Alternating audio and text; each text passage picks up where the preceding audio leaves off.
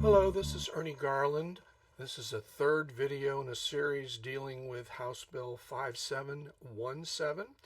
In the first video, I talked about the unconstitutionality of the entire bill. In the second video, I talked about the myth of the epidemic of gun violence that this bill uses as its premise for being instituted. There is no epidemic of gun violence in this country. I have here the bill pulled up on my iPad. See it there? I urge you to pull it up and to look at it yourself. Read through it. Don't just take my word for it. But Title I in the bill calls for firearm licensing. And let me just read it to you. It says, except otherwise provided in this section, it shall be unlawful for any individual who is not licensed under this section to knowingly purchase, acquire, or possess a firearm or ammunition. And then it gives the eligibilities. You have to be 21 years of age. You have to complete firearms training, including a written test and hands-on testing to demonstrate that you can handle a firearm. And then, of course, submit to a background check just like you would if you were buying a gun today. Pass all the laws. And then it goes through the whole list of things that would render you ineligible. The interesting thing about this, though, the really cool thing, is that any guns that you own prior to this bill being enacted, if it is signed into law, you get to keep. Aren't you just thrilled with the generosity of your government? Of course, I'm wondering how this does square with the right of the people to keep and bear arms shall not be infringed. I wonder about that. But anyway, I digress. It goes on down, talks about the way that it'll be financed and what the penalties will be if you don't, and all this stuff. Well, let's talk a little bit about getting a license to be able to buy a gun, and the biggest and most vocal idea that this should be something that we do is a comparison to owning a car and driving a car. You have to have a license to own a car and drive a car, so guns should be licensed in the same way that drivers are licensed. Well, there's only one problem with this, and that problem is that you do not need a license to buy a car. I don't know that you know that or not, but you can buy a car without having a driver's license. You can keep it on your property and drive it all around on your property if you want to. You just can't take it out on public roads, but you don't need a license to buy a car. And probably the most important thing is that there is no constitutional guarantee of the right to keep and bear a car.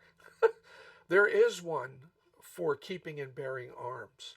I want to read you a couple things here. It says here, the reason cars are registered is because they are, of course, a source of tax revenue. They are objects of fraud in some transactions. They are significant theft targets. So we, the people, ask the government to track them because we don't want to see them stolen. We don't want to see them being used in crimes. We don't want to suffer significant financial damage. Average car these days is anywhere between $30,000 and $50,000. So, yeah, we want them to be kept an eye on. But everybody worries about how many people are killed with guns. There's an epidemic of gun violence in this country, which I proved in my last video is not true. But let's see. There are more guns in the United States than cars. And as of this writing, it says there's about 228 million guns. I would say there's probably over 300 million by now because millions of people have been buying over this past year. But you got 207,000 automobiles. So what does this mean? You are 31 times more likely to be accidentally killed by a car than a gun, according to the National Safety Council. I didn't make this up. Despite having cars been registered and licensed for almost 100 years. As I'm recording this, one of my sons-in-law is recovering from a severe automobile accident where he, in going through a traffic light with a green that sat there, the light turned green, he went through it, and some nutcase was texting on her phone, paid absolutely no attention to the fact that the light was red, ran through it at 65 miles an hour, and destroyed his car and one other one. She had a license. He didn't help. Gun licensing is really just a ploy. It is a ploy so that they know the name, address, phone number, and everything of everyone in the country who has a gun, so that when they get ready to confiscate them, it will be so much easier because we know everybody who's got one. So that's what happened in Nazi Germany. They enacted a gun licensing and registration law, and so everybody went down and registered. And then when the Nazis came to power, they used those lists to go around and confiscate all the guns so that the people were left defenseless.